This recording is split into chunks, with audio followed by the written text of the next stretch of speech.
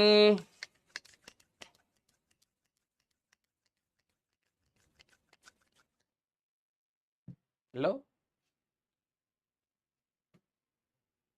कहाँ गए? कॉल उठाओ बेटा, कॉल।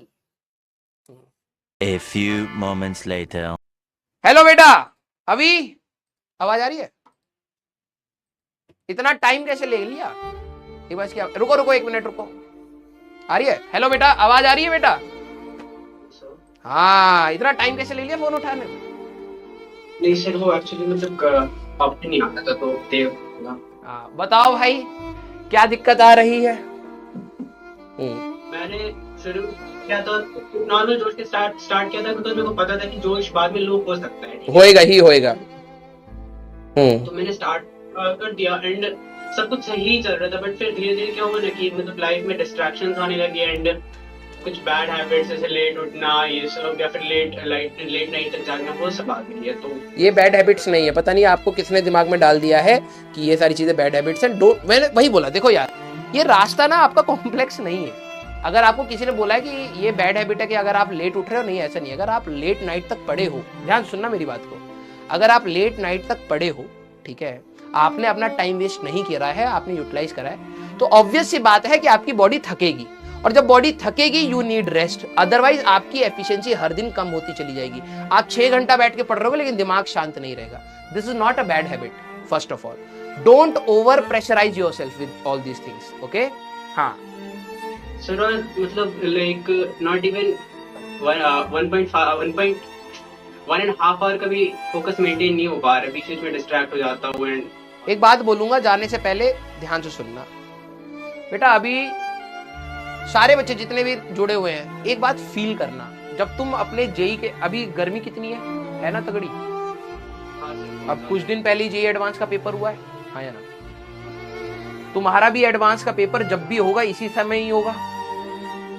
गर्मी कितनी होगी तुम ये सोचना। आज मैं जब ऑफिस आ रहा था ना, मेरे को ये था कि मैं किसी ना किसी दिन बच्चे को ये रियलाइज कराऊं कि जब तुम वो 3 घंटा अपने जेई मेंस का हो या 6 घंटा अपना जेई एडवांस का, जब तुम एग्जाम में अंदर बैठ के एग्जाम दे रहे होगे ना बेटा, उस गर्मी में तुम्हारे पेरेंट्स पेड़ के नीचे बैठ के तुम्हारा वेट कर रहे हो, समझ रहे हो? वो 6 घंटा उनके लिए भी 2 साल की मेहनत है। जो तुम स्ट्रगल कर रहे हो ना, बात यह है कि जो तुम कह रहे हो ना डिस्ट्रैक्शन हो जाती है, मैं हर बार बच्चे को एक ही बात बोलता हूँ, जिस दिन आपकी प्रायोरिटी सेट है कि भाई ये एग्जाम तुम्हारे लिए कितना इंपॉर्टेंट है, जिस दिन आपके लिए क्लियर हो गया ना, मैं लिटरली बता रहा हूं, उस दिन आपको कोई डिस्ट्रैक्ट ही नहीं कर सकता।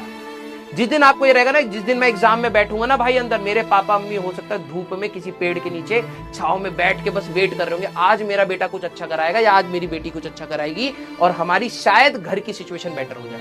जिस दिन आपको ये फील हो गया कि वो 3 घंटा जब पापा धूप में बैठ के मेरा वेट कर रहे होंगे और मैं एग्जाम के बाहर आऊंगा ना, तो वो वर्थ इट होना चाहिए। ये फील करनी है हमें कि जब आप मेहनत कर रहे हो ना बेटा, तो आपके पेरेंट्स भी दिन रात सोच के कुछ मेहनत कर रहे हैं आपके लिए।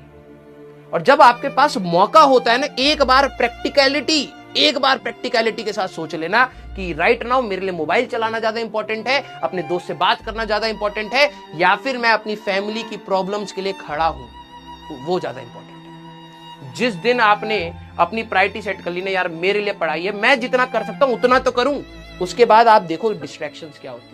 और ये चीज ही टफ है जब आप अपने आप को बार बार मना रहे हो कि मेरे लिए भाई ये इंपॉर्टेंट नहीं है।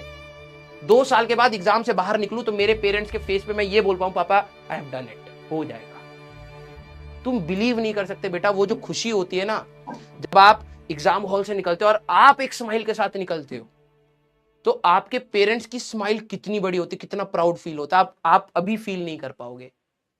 और अगर आपका फेस हल्का सा डल है ना, तो आप बिलीव नहीं कर सकते कि कितने सपने पापा के दिमाग में या आपके मदर के दिमाग में टूटते हैं।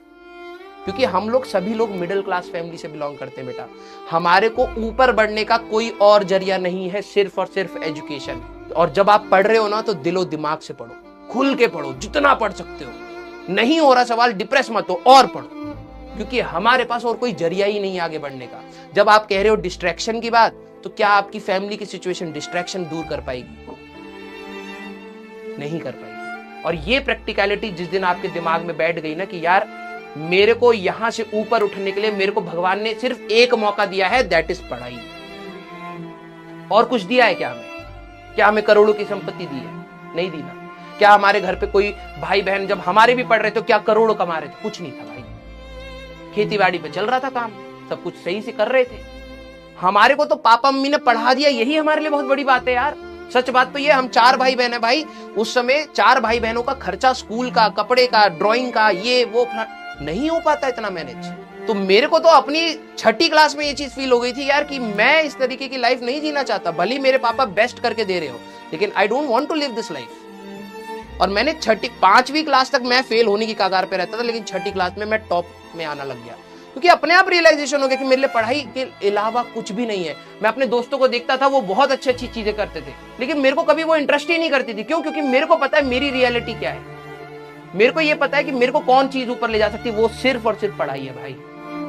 मैंने पढ़ाई के अलावा कुछ नहीं किया उसके लिए। जब मेरे को समझ आ गई, और वही मैं कह रहा हूँ, जिस दिन तुम्हें समझ आ जाएगी ना कि वो 3 घंटे पापा जब धूप में बैठे होंगे तो वो वर्थ इट होने चाहिए, अपने आप डिस्ट्रैक्शन साइड हो जाती है बेटा।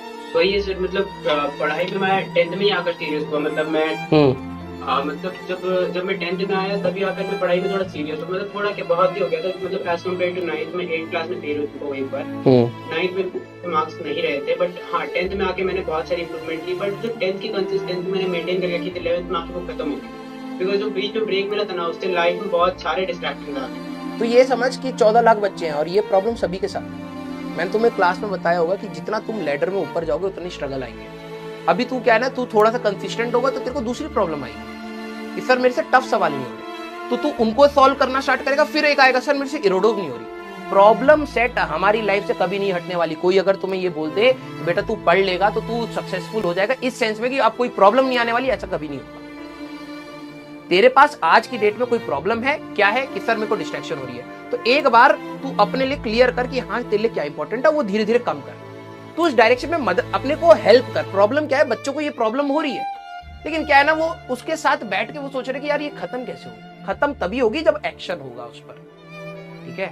तो 10वीं से तू 11वीं में आए तो कुछ प्रॉब्लम सेट आई, अभी तू आगे जाएगा तो फिर एक और प्रॉब्लम सेट आएगी। हर प्रॉब्लम को हेड ऑन डील करेंगे, उसका सोल्यूशन निकालेंगे और चुपचाप पढ़ाई करेंगे, दैट्स इट। तुम प्रॉब्लम पर मत सोचो, जैसी ही लाइफ में प्रॉब्लम है उसका सोल्यूशन क्या है। भैया मेरे को नहीं रोना प्रॉब्लम पर। मैं 4 दिन ये बोलता रहूं कि मेरी तबियत खराब हो गई, मेरा पीछे छूट गया, कोई करा दे। अरे भाई 4 दिन लगा के कुछ पढ़ ले आगे, समझ रहा है। एग्रेसिव बनो अपने फील्ड में, प्रॉब्लम आए हेड ऑन सोल्यूशन ढूंढो। हेड ऑन क्या होना चाहिए, इमोशन रखो साइड में, मेरे को क्या करना चाहिए वो बताओ, और वो जो सामने आ जाए उसको चुपचाप करो। यही हमारा एक चीज है भाई जो करा जा सकता है। क्लियर? तो प्रॉब्लम्स आप सभी लोगों की लाइफ में आएंगी बेटा, और even if you crack IIT, मैं आपको बता रहा हूं आपकी प्रॉब्लम्स बढ़ेंगी ही बढ़ेंगी। बट बात यह है कि आप इस तैयारी में अपना माइंडसेट इतना स्ट्रांग कर लेते हो कि वो प्रॉब्लम्स आप डील करने के लिए तैयार हो जाते हो, और जो प्रॉब्लम्स डील करने के लिए तैयार नहीं होता वो हमेशा लाइफ में पिसता चला जाएगा। लाइफ में प्रॉब्लम्स हटेंगे नहीं बेटा, समझ रहा है।